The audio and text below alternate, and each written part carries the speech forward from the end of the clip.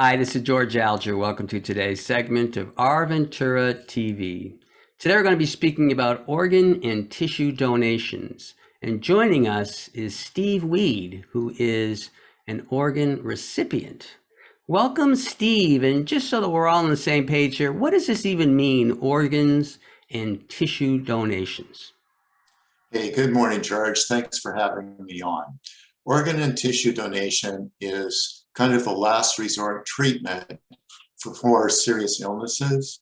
So if someone has a serious heart disease, a lung disease, a kidney disease, as was in my case, that drugs don't work, therapy doesn't work, there's no other way to effectively long-term treat the disease process, it's important to get a replacement organ. Okay, good. So I understand the organs. What does this mean about a tissue donation? So that's an interesting point. A lot of people say, well, why would they want my body when I'm done with it? Like I have a bad liver and so on and so forth. But your retinas can be used to restore sight to people. If someone is in an accident or there's a fire, one of the most important things that you can do is to have skin available to graft onto that person to help with their recovery. So that's an example of what tissue donation would be. Okay, very good. Now, how does this process even work? I mean, for instance, if someone on the East Coast needs tissue, is that something that could be made available by someone on the West Coast, or it's really all localized? Well, it depends on what we're talking about, someone being able to contribute someone else's recovery. Some organs and tissues are real time sensitive. So as an example, if you have someone who needs a heart, that need is really immediate. And so it's very difficult to transport a heart from East Coast to West Coast or vice versa. Typically with tissues, especially with skin or ligaments, things like that, the supply is enough locally that you don't have to even look outside of your particular county or state to get that. So the more pressing need is actually with organs. Currently, on any particular day, there might be 105 to 107,000 patients who need organ transplant. And in California, that need is more acute.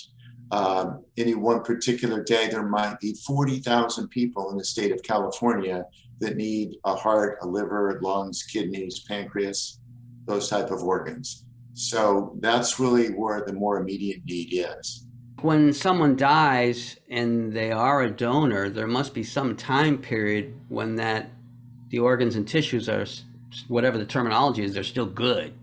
Sure. Would you know anything about that?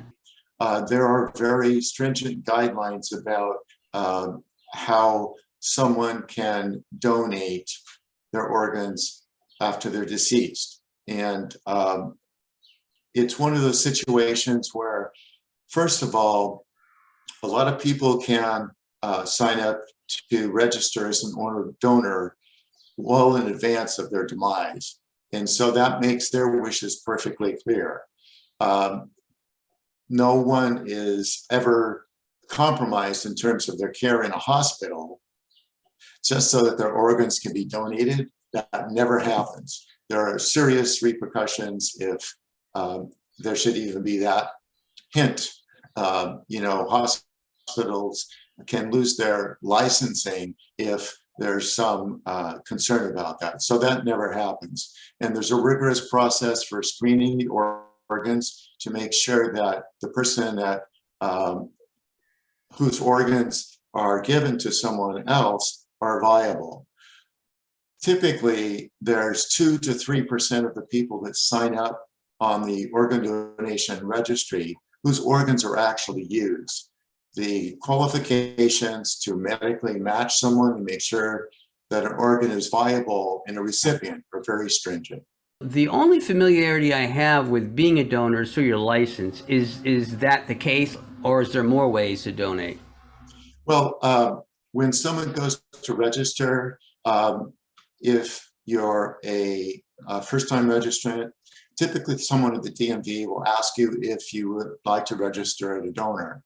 And the DMV doesn't control who's registered and who's not. That's done through a separate government agency. And in Southern California, it's onelegacy.org. They're the organization that keeps the list of people that are registered. And so the information is passed from the DMV to One Legacy, and then you're on the list as far as being a registered donor.